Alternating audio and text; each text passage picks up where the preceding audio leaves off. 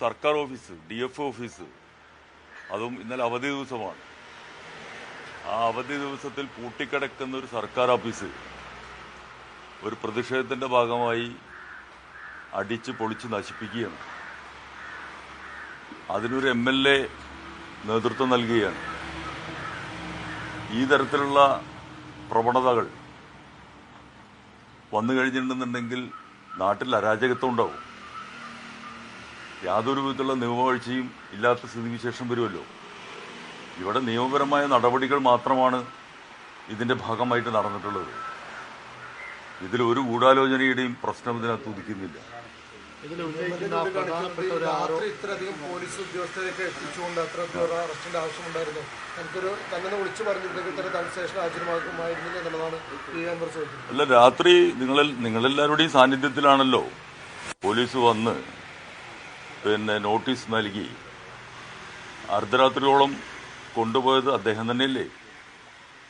നിങ്ങളെല്ലാവരുടെയും സാന്നിധ്യത്തിൽ നിങ്ങളോട് ഒക്കെ സംസാരിക്കാനുള്ള അവസരം നൽകി വൈദ്യപരിശോധന വേണമെന്നുണ്ടെങ്കിൽ അത് നടത്തി.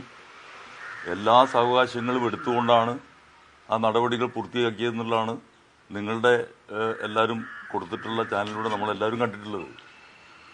അതിനകത്ത് വേറെ ഗൂഢാലോചനയുടെ പ്രശ്നങ്ങളും ഒന്നുമില്ല. ഒരു മണ്ഡലത്തിന്റെ MLA ആണ്. കേരളത്തിൽ തന്നെ വളരെ അപൂർവമായി നടന്നൊരു സംഭവം എന്നാണ് മനസ്സിലാക്കുന്നത്. അതിൽ ഒരു നോട്ടീസ് കൊടുത്താൽ ഒരു പക്ഷേ അദ്ദേഹം ചോദ്യം ചെയ്യലിന് പോലും DYSPയുടെ മുന്നിൽ ഹാജരാകുന്ന ഒരു സാഹചര്യം ഉണ്ടായിരുന്നു. പക്ഷെ രാത്രിക്ക് രാത്രി അദ്ദേഹത്തെ അറസ്റ്റ് ചെയ്ത് എല്ലാ നടപടികളും പൂർത്തിയാക്കി ജയിലിലടക്കുന്ന ഒരു സാഹചര്യത്തിലേക്കാണ് കാര്യങ്ങൾ. ഒരു MLA പൂട്ടിയിട്ട സർക്കാർ ഓഫീസിന്റെ മുന്നിലേക്ക് ഒരു ജാഥ അവസാനിപ്പിച്ച് അക്രമം നടത്തേണ്ട കാര്യമുണ്ടായിരുന്നോ? ജനങ്ങൾക്ക് മാതൃകയാവേണ്ടതല്ല MLA. ഇതില് ഏതെല്ലാം രീതിയിലുള്ള സമരങ്ങൾ നമ്മുടെ നാട്ടിൽ നടന്നിട്ടുണ്ട്. ഇപ്പോ മണി എന്ന് പറയുന്ന ആദിവാസി യുവാവ് കാട്ടാന ചവിട്ടിക്കൊന്നവുമായി ബന്ധപ്പെട്ടുകൊണ്ടാണല്ലോ ഈ പ്രശ്നങ്ങൾ ഉണ്ടായിട്ടുള്ളത്.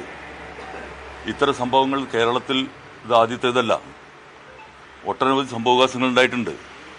കാട്ടിനുള്ളിൽ ഏതാണ്ട് 25 കിലോമീറ്ററിനുള്ളിലാണ് ഈ സംഭവം ഉണ്ടായിട്ടുള്ളത്. നാട്ടിൽ ആനിറങ്ങി വന്നിട്ടുള്ള ഇത്തരം നിർഭാഗ്യകരമായ സംഭവവികാസങ്ങൾ ഉണ്ടായിട്ടുണ്ട്. ആ സമയത്തെല്ലാം പല രീതിയിലുള്ള പ്രതിഷേധങ്ങൾ ഉണ്ടായിട്ടുണ്ട്.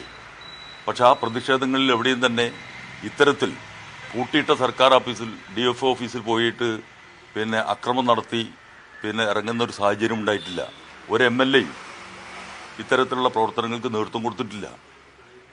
സമാധാനപരമായുള്ള ഒട്ടനവധി സമരങ്ങളുണ്ട്. ആ മാർഗങ്ങൾ സ്വീകരിക്കാമായിരുന്നു. പക്ഷെ ഇങ്ങനെ ഈ ഓഫീസുകളെ അടിച്ചു തകർക്കുകയും അതുപോലെ തന്നെ ജനപ്രതിനിധികൾ പിന്നീട് അതിന് ഉദ്ഘാടനത്തിന് പോവുകയൊക്കെ ചെയ്യുന്ന സംഭവങ്ങൾ ഇതിനു മുൻപും ഉണ്ടായിട്ടുണ്ടല്ലോ. അപ്പൊ ഇത്രയും ഒരു ധൃതി, ഒരു തിടുക്കം എല്ലാ കാര്യങ്ങളിലും ഉണ്ടായിരുന്നില്ല. അല്ല, ഇത്തരം കാര്യങ്ങളിൽ അന്നെല്ലാം തന്നെ ഇത്തരത്തിലുള്ള നടപടികളും സ്വീകരിച്ചിട്ടുണ്ടാവും. ഇതിനു മുമ്പ് ജനപ്രതിനിധികളെയും നേതാക്കന്മാരെയും ഒക്കെ ഇതിനപ്പുറത്തേക്ക് രീതിയിൽ അറസ്റ്റ് ചെയ്ത് കൊണ്ടുപോകുന്നത് നിങ്ങളെല്ലാവരും കണ്ടിട്ടുണ്ടാവുമല്ലോ. വലിച്ചഴിച്ചു കൊണ്ടുപോകുന്നത് സമരമുഖങ്ങളിൽ അതെല്ലാം ഉണ്ടായിട്ടുണ്ട്. ഇതിൽ അത്തരം കാര്യങ്ങളൊന്നും ഉണ്ടായിട്ടില്ല. പോലീസ് വന്നു, നോട്ടീസ് കൊടുക്കുന്നു, നിങ്ങളുമായിട്ടൊക്കെ സംസാരിക്കാനുള്ള സാവകാശം കൊടുക്കുന്നു, ഫേസ്ബുക്കിൽ പോസ്റ്റ് ഇടാൻ സാവകാശം കൊടുക്കുന്നു, വൈദ്യപരിശോധനയ്ക്ക് സാവകാശം കൊടുക്കുന്നു. അങ്ങനെ എല്ലാ നടപടികളും പൂർത്തീകരിച്ചുകൊണ്ടാണ് ഉണ്ടായിട്ടുള്ളത്. പകല് പൂട്ടിക്കിടക്കുന്ന സർക്കാർ ഓഫീസിൽ ഇത് വേണ്ടിയിരുന്നോ? ഈ വിഷയത്തിൽ ഉന്നയിച്ച മുസ്ലിം പേരുകാരാണ്, തന്റെ പേര് PV അൻവർ എന്നായതുകൊണ്ടാണ് ഇത്തരം നടപടികൾ ഉണ്ടാകുന്നത് എന്നൊരു വലിയ ആക്ഷേപം ന്യൂനപക്ഷത്തിൽ. എന്ന് മുതലാണ് PV അൻവറിന് അത് തോന്നി തുടങ്ങിയിട്ടുള്ളത്? മുസ്ലിം എന്ന് പറയുന്ന പേര് കേൾക്കുമ്പോൾ തന്നെ ഇത്തരം നടപടികൾ സ്വീകരിക്കുന്നു. ആർക്കെതിരായിട്ട് അങ്ങനെ സ്വീകരിക്കുന്നത്? അതൊക്കെ വഴിതിരിച്ചു വിടുന്നതിന് വേണ്ടിയിട്ടുള്ള സംഗതികളാണ്. പ്രശ്നത്തെ കാതലായ പ്രശ്നം എന്താണെന്നുള്ളത് എല്ലാവർക്കും അറിയാം. അങ്ങനെ പേരിലേക്ക്, സ്ഥലത്തിലേക്ക്, അതിലേക്ക് ചുരുക്കുന്ന രൂപത്തിലേക്ക് കാര്യങ്ങൾ കൊണ്ടാണ്. ഈ PV അൻവറിന്റെ അറസ്റ്റിന് പിന്നാലെ കോൺഗ്രസ് നേതാക്കൾ വലിയ തോതിൽ PV അൻവർ പിന്തുണമായി രംഗത്തെത്തുന്ന സാഹചര്യമുണ്ട്. KPCC പ്രസിഡന്റ് അടക്കം അൻവർ ഉന്നയിച്ച അതേ ആരോപണങ്ങൾ ആവർത്തിച്ചുകൊണ്ടാണ് രംഗത്തെത്തിയത്. രമേശ് ചെന്നിത്തല അടക്കം. അത് ഏത് വിധത്തിലാണ് കാണുന്നത്? അത് പ്രതിപക്ഷം അവരുടെ രാഷ്ട്രീയ കാര്യങ്ങൾക്ക് വേണ്ടിയിട്ട് പിന്തുണ പ്രഖ്യാപിച്ചിട്ടുണ്ടായിരിക്കാം. അതത്രേ ഉള്ളൂ. പക്ഷെ ഇതിൽ പോലീസ് എടുത്തിട്ടുള്ള നടപടി എന്ന് പറയുന്നത് തികച്ചും നീതിപൂർവമായിട്ടുള്ള നടപടിയാണ്. ഒരു ധൃതിയും ഈ കാര്യത്തിൽ ഉണ്ടായിട്ടില്ല. ഈ പി.വി. അൻവറിന്റെ ഇതുമായി ബന്ധപ്പെട്ടിട്ട് അവിടെ അടിച്ചു തകർത്തുമായി ബന്ധപ്പെട്ട് അതിലെന്തെങ്കിലും ഒരു പ്ലാൻ, ഒരു ഗൂഢാലോചന ഉണ്ട് എന്നുള്ളത് കരുതേണ്ട ഒരു ഞായറാഴ്ചയായിരുന്നു. അതില് അദ്ദേഹം ഒരു ജാഥ നയിച്ചിരുന്നു. അതിൽ ആളില്ലാത്ത സ്ഥിതിയുണ്ട്. അത് ഏതെങ്കിലും രൂപത്തിൽ അവസാനിപ്പിക്കണം.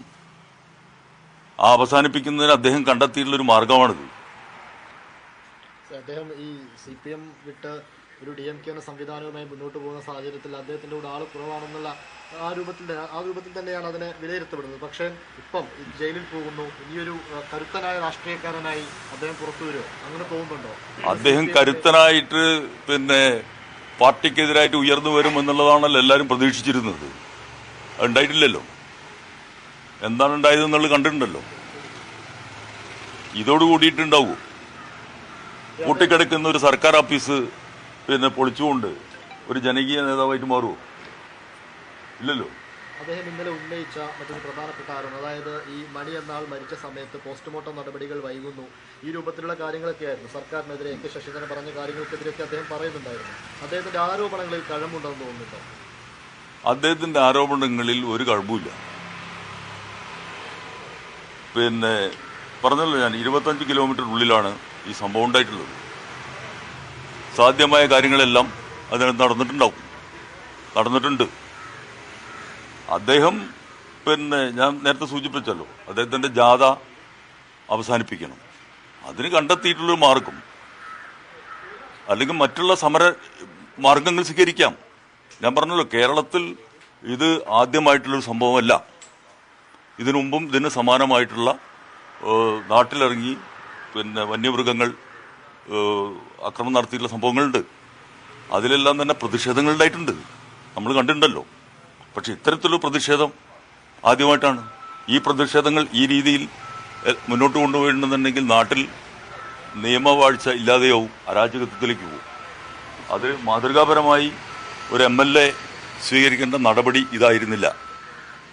അതാണ് ഇവിടെ.